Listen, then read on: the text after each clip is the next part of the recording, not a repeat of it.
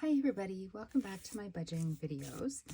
Now you're not going to believe me, but I actually have been recording budgeting videos this entire time since the last one that got put up. I just haven't been putting them up on YouTube. Not because I can't, I mean like the technology's there, I can physically do it. I just go out of town or I run out of time or it just seems like it's so late in the pay period, it's silly and I should wait for the next one, and then the next one I'm out of town or I run out of time. It has been a very busy little while around here lately, and yeah, it's it is clearly affecting the budget. So today is September 13th. Sorry about the cat hair. Somebody was walking all over the books just a minute ago. But yes, today is September 13th. This is the budget from my September the 8th paycheck, this one right there. I'm only just getting around to doing it today because I spent the weekend in Penticton Dragon Boat racing. And I mean, I left right after work on Friday, so I knew I wasn't going to get it done on the actual weekend. And then I started a part-time job to help supplement income because I live somewhere where my rent is going to increase a ginormous amount by October 1st, so I need another job. So I had my first day of training was on the 11th after I put in a full shift at my full-time job, and then I wasn't really feeling very well yesterday, so I ended up not working on the budget then. So I did it right here, and I even wrote it down because since I'm so consistently doing them late, I'm thinking maybe I should start marking it on the calendar where I actually do the budget. I don't know why, I just like to keep track of things. So here is the piece of paper I will be writing it all down on. Let's see here, just making sure it's all visible. Yeah, okay. So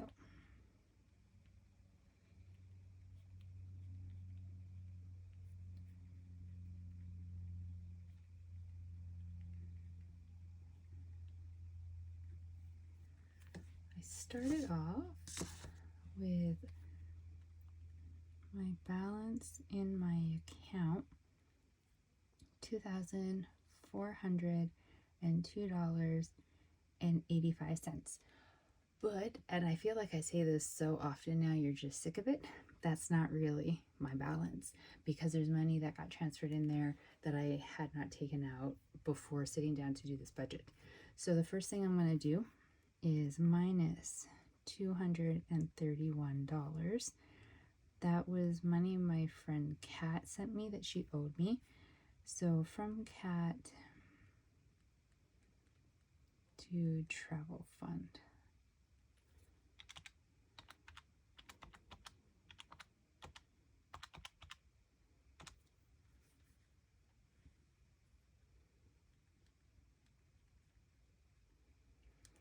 And then the next money I'm pulling out is $457.26, which is money that last paycheck I moved from my emergency fund over,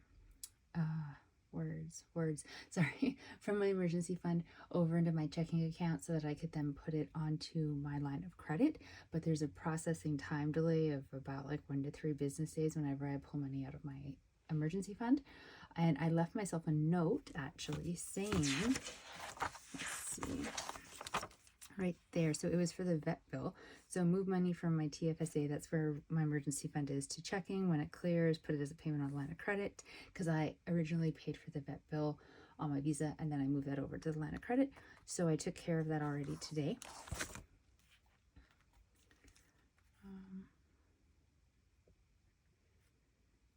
To line of credit from TFSA.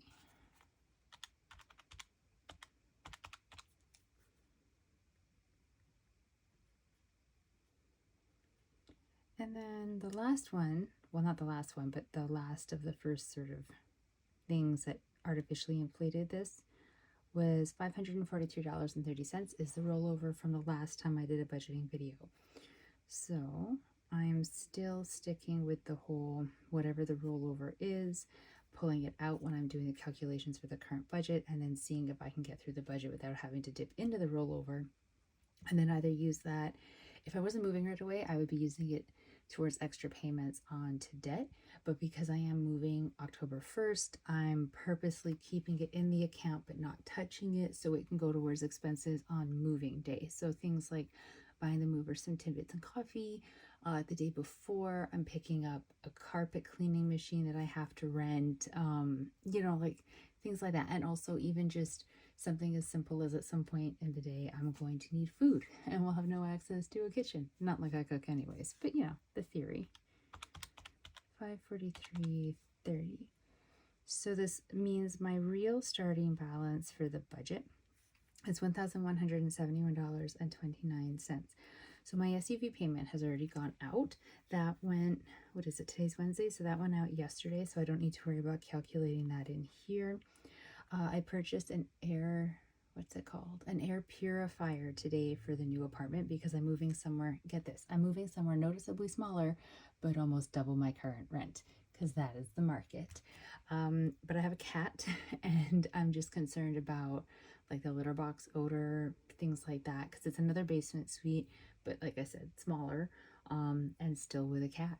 And I was sort of looking at this cat Facebook group that I'm on, and people were talking about how one of the things that they find really great for helping with odor from the litter box, besides like clearly cleaning it all the time, is air purifiers, which I'd never really thought of. So I found one with really good reviews on Best Buy, and it was on sale by $100, and I wouldn't have normally just sort of jumped into purchasing it, but it was like $100 like off its original price. And yeah, so I don't know, it just seemed like too good of a deal to miss, and the sale ended tomorrow because of course it did. So I put that expense and some other small items onto my Visa card over the past couple days, even though it's only been like a hot minute since I moved the entire balance to the line of credit and swore I was never going to use the Visa again. But there's just some things you need a credit card for, some people have passed away, and I wanted to get the loved ones that I'm close to something as like a I'm so sorry. I mean, I know there's nothing that I can really get them, but I did memorial tribute trees. I don't know if you've ever heard of that. You can pay to have a tree planted in a forest if you're choosing. I chose in my country, and then I picked the province that each of those people live in. And then like they get like a little commemorative plaque type of a thing sent to them saying that this was done in memory of. And I don't know. I mean, there's nothing that you can actually give anybody to make the situation better. I just didn't want to give like yet another bouquet of flowers, like they probably got a ton of those, both of them. So little expenses like that. So they're still in the pending phase of Visa because those purchases were all done today. So usually when I have something that's pending, I wait until it's actually finished processing and see what the full balance is, and then make a payment then. Or at least that's what I say I'm going to do. I never actually go back in a couple days and check to see if the pending is cleared and what the balance is and then pay anything. I just let it sit there and accumulate interest. So I know roughly how much will be on there once all the things that are processing and pending are actually on there. So I'm making a $200 payment to Visa. I think that's going to be leaving me with like a tiny bit left, like $7 and something. I'm not exactly sure. So I didn't try to calculate it down to the penny. I did 200 because I figured that's probably pretty close. And then whatever is the remaining, once it does calculate next paycheck, I'll pay it off. So 971. Really went on a tangent there, didn't I? Sorry about that. And then 300 to the line of credit. Normally I do the exact, like down to the penny amount that it says that my payment is, but it was like 290 something, I think, and I figured just round it up to 3. Because that poor line of credit, I dumped the whole Visa balance on it last payday. So, well, not payday, but the last time I sat down and did a budget, which is why I made sure to put the payment onto the Visa. And I want to try, see, it's stupid to be getting motivated now to pay off a line of credit when I'm about to move in somewhere where my rent is so high and I may not have any extra money really floating around at all, ever. I don't know. But I think that's also why I'm getting motivated, is I do not have the money to be having to pay off the Visa and the line of credit and the BMO MasterCard. Like it will not be in the budget. So I moved everything to the line of credit. If I put something onto the Visa, it has to be something that I can pay off very, very quickly. And I just have to really focus on getting the line of credit in. I think it's going to be the slowest payment of debt plan ever because I won't have a lot of extra money to put towards it, but we're going to try our best. So I'm sitting at $671.29. I owe $12.31 to Neo.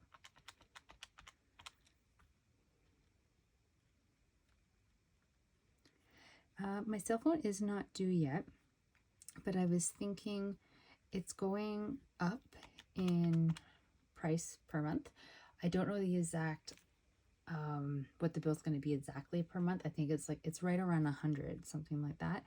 So I thought instead of having that come out of one paycheck, like the entirety of it coming out of one paycheck, which is what I was doing before, I'm gonna, in the first paycheck of the month, put $50 onto the cell phone, and then whatever is remaining when I get the actual bill, I'll actually pay the remaining amount. Or if it doesn't process in time and when I get the bill it's not reflecting the $50, I'll calculate to make sure that whatever I put will like cover the difference. But I'm just gonna try my best to at least put part of the payment from the first paycheck in the month, just to help make it a little less painful on the next one. So now we're getting into the sinking funds. So $67 for my SUV insurance. And then $40 for my emergency fund.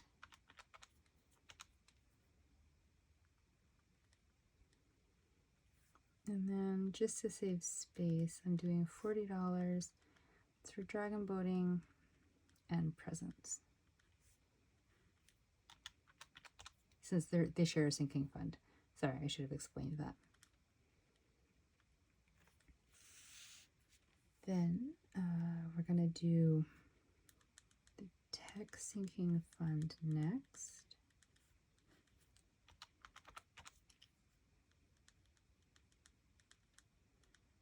And we're gonna switch over to the next page. So 446.98.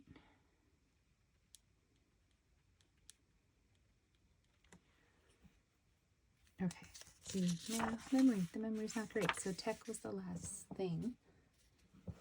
Okay, tech was the last thing that I did. So tenant insurance is going to be next.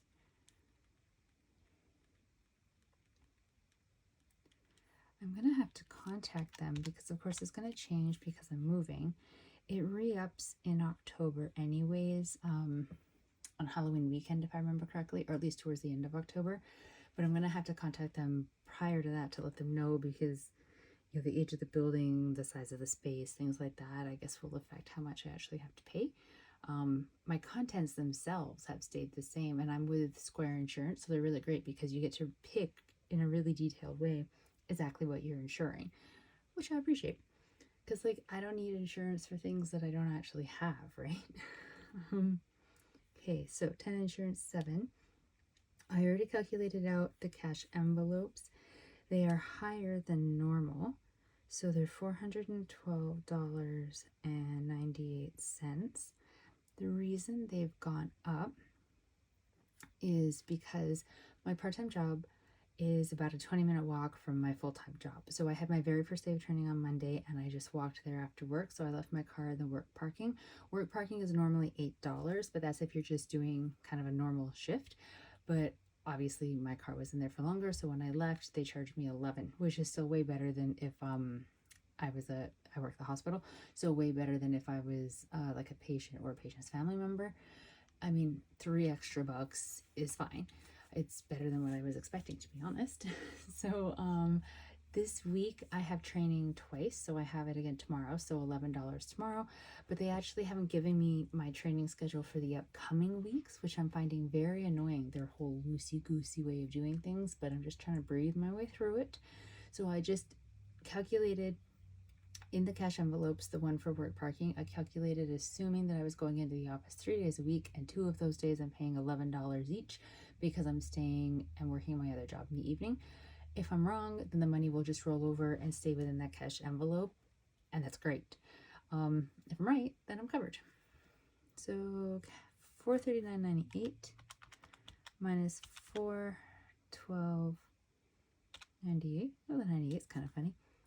So this is leaving me with $27 balance, which is clearly not enough. I feel like something is wrong. Oh, that's supposed to be 50. Oh no. Do I have whiteout? Why do I do these things? You know what it is? It's because I talk too much. I say this as somebody who is still talking. Okay. Okay, so the cash envelopes are actually $412.50. So $439.98 minus $412.50 is $27.48, which isn't really that much better. So from that rollover that I had from last time, if you'll remember, it was $543.30. I'm going to add back in 200.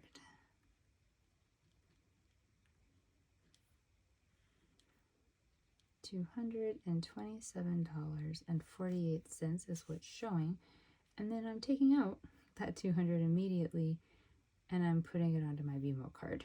So I'm putting myself back at $27.48, which may seem stupid, granted, but then I'm bringing over the rest of the rollover. So the rollover, I cannot talk, was originally $543.30. I stole $200 out of it. So we're going to be adding back in $343.30. Just put remaining rollover. And to that we'll add the remaining balance, $27.48. That's not right. What did I do? $27.48 plus $343.30. $370.78 is what I have remaining in my bank account. Yeah, I mean, sure, I ate into some of the rollover to be able to compensate for not having enough money in the budget. And you may have noticed that I didn't pull anything out for rent. That's because my landlords, because of the circumstances of my move, legally they cannot charge me for my last month of rent. So I don't have to pay that. Now, a smart person will be still putting that money aside and then using it towards like the down deposit for the next place or something, which was my intended plan. But it clearly didn't happen. So I'll have to figure that out. But yeah, so all the bills were paid. I need to make a little note somewhere. So I didn't put money into travel fund. And by that I mean not my regular contribution of $40. And I did not do that because the money that I got from my friend that she owed me, I put into the travel fund because I pulled out from the travel fund her half and my half of the expenses from the trip to make a payment onto the line of credit. Because like I put all of the expenses of the trip that I put through on my stuff, I put it all onto Visa just because that's how I prefer to travel. So then I moved it over to line of credit, and then I just paid out from my sinking fund, and so I was just paying back my own sinking fund. Yeah, so that's the budget. Everything is paid. I didn't write down the breakdown of the cash envelopes, which I should do, but I'm not going to do that on camera because this has been a very chatty video and it's probably very long, and I don't think there's really any part of it to edit out that isn't going to then make it sound a little odd, so you're just stuck listening to the whole thing. But that is my budget. I will go in and check off all the boxes on the spreadsheet and everything in the front of the book, but again, I'm not going to make you sit through all of that because you already know what that looks like, and this has been, I think, my longest video ever. I will do a separate one for the digital cash envelopes, bringing that book up to date, and let's all just cross fingers that I actually upload this video this time instead of just sitting on it and having it in my phone and then in my iCloud and just not having it get to YouTube, because you know, it's apparently what I do now. I hope your budget is going well. I hope that you're on track getting through whatever it is that you want to get through, and that you don't have a bunch of crazy expenses for moving coming up in 2 weeks the way that I do. Stay safe out there, everybody. I will talk to you with the next budgeting video. Bye.